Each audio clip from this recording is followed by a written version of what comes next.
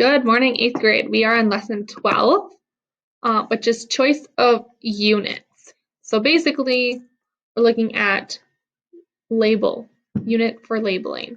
So which one would you pick?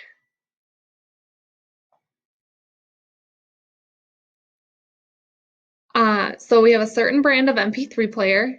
It will display how long it will take to play through its entire music library.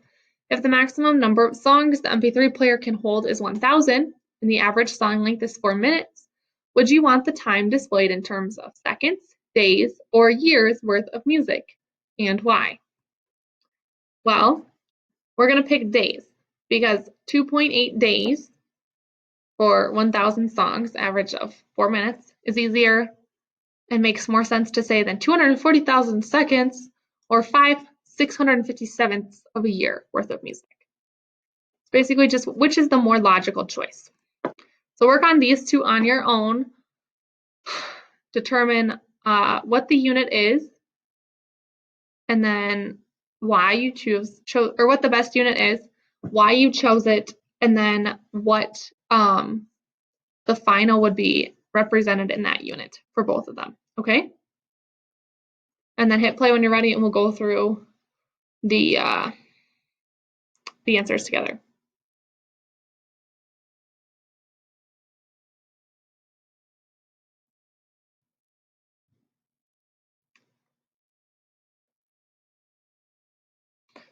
So you've been asked to make frosted cupcakes to sell at a school fundraiser. Each cupcake contains about 20 grams of sugar.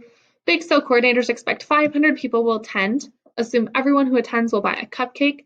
Does it make sense to buy sugar in grams, pounds, or tons? And why? There's about 454 grams in a pound and 2,000 pounds in a pound.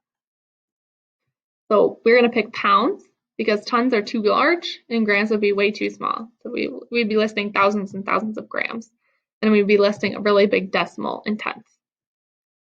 The second one, the seafloor, and if you would, so there's 20 grams times 500 people, and I apologize for not listing that, is 10,000 grams divided by 454 grams in a pound. We have about 22 pounds.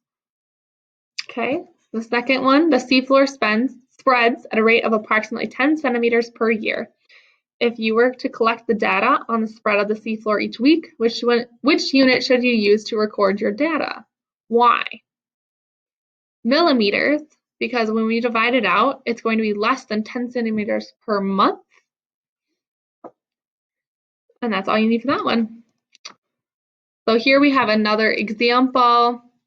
The table below shows an approximation of the U.S. national debt at the beginning of each decade for the last century. Which unit would you use to measure it first?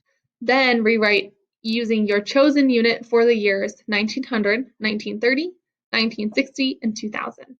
When you're ready, hit play and we'll go through the answers.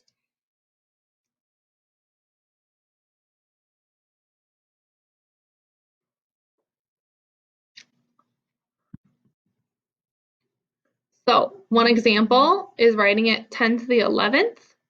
So 1900 would be 0.021 times 10 to the 11th, 0.16 times 10 to the 11th, 2.9 times 10 to the 11th, and 57 times 10 to the 11th. Okay? Your assignment is work on the Edmodo questions for lesson 12. If you have any questions, just let me know.